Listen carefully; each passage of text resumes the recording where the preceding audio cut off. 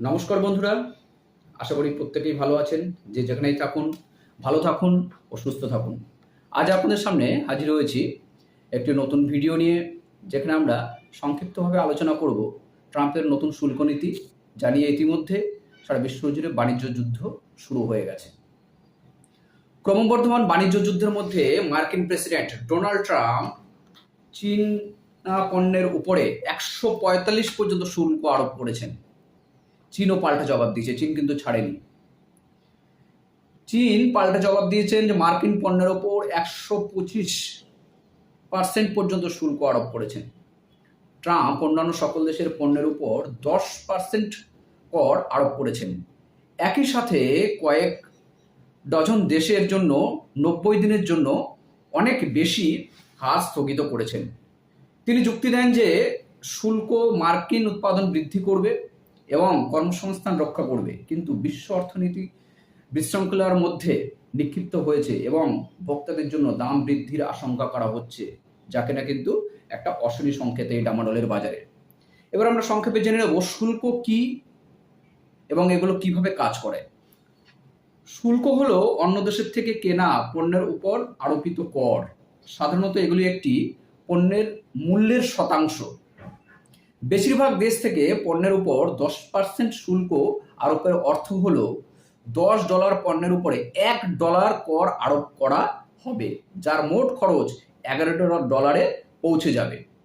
কিছু চীনা পণ্যের উপর 145% শুল্ক আরোপের ফলে $10 পণ্যের দাম $24.50 নেমে আসবে। যেসব কোম্পানি বিদেশি পণ্য মার্কিন যুক্তরাষ্ট্রে আনে, তাদের সরকারকে কর দিতে হয়। তারা বর্ধিত খরচের কিছু বা সম্পূর্ণ অংশ গ্রাহকদের উপর চাপিয়ে দিতে পারে। ট্রাম্প কেন শুল্ক আরোপ করেছেন? এই নতুন নীতি কেন আরোপ করেছেন? ট্রাম্প বলছেন যে শুল্ক আরোপের ফলে মার্কিন ভোক্তারা আরো বেশি করে আমেরিকান তৈরি পণ্য কিনতে উৎসাহিত হবেন, করের পরিমাণ বৃদ্ধি পাবে এবং দেশে বিশাল বিনিয়োগের দিকে পরিচালিত হবে বা এগিয়ে যাবে। তিনি অন্যান্য দেশ থেকে আমেরিকা যে পণ্য কেনে এবং তাদের কাছে যে পণ্য বিক্রি করে তার মধ্যে ব্যবধান কমাতে চান। তিনি যুক্তি দেন যে আমেরিকা প্রতারক দ্বারা সুবিধা গ্রহণ করেছে এবং বিদেশিরা লুটপাট করেছে, যদিও এটা ট্রাম্পের একান্ত মতামত। মার্কিন প্রেসিডেন্ট শুল্ক আরোপের পাশাপাশি অন্যান্য দাবিও করেছেন। তার বর্তমান মেয়াদের প্রথম ঘোষণাটি চীন, মেক্সিকো এবং কানাডাকে লক্ষ্য করে করা হয়েছিল, যখন তিনি বলেছিলেন যে তিনি চান যে তার অভিবাসী এবং অবৈধ মাদক যুক্তরাষ্ট্রে পৌঁছানো বন্ধ করার জন্য আরও কিছু করতে চান। মার্কিন পণ্য বাণিজ্য ঘাটতির বিশাল এবং স্থায়ী সমাধানের জন্য একটি নতুন শুল্ক ব্যবস্থা চালু করতে চেয়েছিলেন। তিনি মনে করেন মার্কিন যুক্তরাষ্ট্রের জাতীয় নিরাপত্তা এবং অর্থনীতির জন্য একটি অস্বাভাবিক এবং সাধারণ হুমকি। এই সিদ্ধান্তের পিছনে মূলত কিছু কারণ আছে। সেগুলো কি? ট্রাম্প যুক্তি দেন যে ব্রাজিল ও চীন, ইউরোপীয় ইউনিয়ন, ভারত এবং ভিয়েতনামের মতো অনেক মার্কিন বাণিজ্য অংশীদারদের সরল গড়ে সর্বাধিক পছন্দের জাতি এমএফএন, যার পুরো কথাটি হলো মোস্ট ফেভার্ড নেশন। শুল্ক হার মার্কিন যুক্তরাষ্ট্রের তুলনায় উল্লেখযোগ্যভাবে বেশি। একটু উদাহরণসহ দেখে নিই আমরা। ভারত 17% গড় এমএফএন শুল্ক হার, চীন 7.5% গড় এমএফএন শুল্ক হার, মার্কিন যুক্তরাষ্ট্র 3.3 গড় এমএফএন শুল্ক। ট্রাম্প উল্লেখ করেছেন যে বাণিজ্যে প্রযুক্তিগত বাধা, স্যানিটারি এবং ফাইটোস্যানিটারি নিয়ম, অপর্যাপ্ত বৌদ্ধিক সম্পত্তি সুরক্ষা এবং দমন করা অভ্যন্তরীণ ব্যবহার সহ অশুল্ক বাধাগুলি মার্কিন রপ্তানির প্রতিযোগিতামূলকতা হ্রাস করে এবং কৃত্রিমভাবে বিদেশি পণ্যের প্রতিযোগিতামূলক বৃদ্ধি করে। জাতীয় নতুন শুল্ক ব্যবস্থার লক্ষ্য হলো দেশীয় উৎপাদন জোরদার করা, জাতীয় নিরাপত্তা বৃদ্ধি করা, মার্কিন অর্থনৈতিক স্বার্থ প্রচার করা। নতুন শুল্ক ব্যবস্থায় সমস্ত মার্কিন আমদানির উপর ন্যূনতম 10% শুল্ক আরোপ করা হয়েছে। নির্দিষ্ট দেশগুলিকে থেকে আমদানির উপর উচ্চ শুল্ক আরোপ করা হয়েছে, যার মধ্যে উচ্চ গড় এমএফএন শুল্ক হার রয়েছে এমন দেশগুলিও রয়েছে।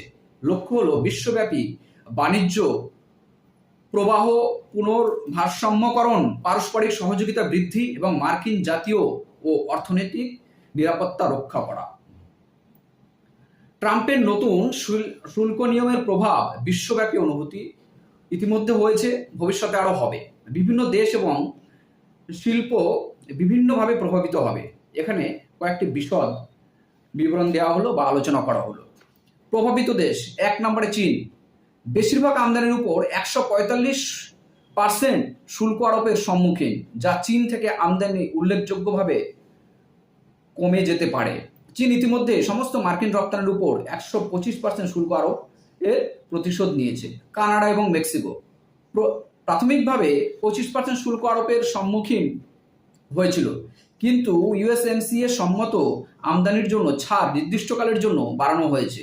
ইউএসএমসিএ অনুসারী আমদানির উপর 12% শুল্ক আরোপের সম্মুখীন। শুল্ক আরোপের ফলে বিদেশি প্রতিশোধের আগে মার্কিন জিডিপি 0.8% এবং প্রতিশোধ সহ 1.0% হ্রাস পাবে বলে অনুমান করা হয়েছে, যার ফলে প্রায় 740,000 কর্মসংস্থান হারাতে পারে।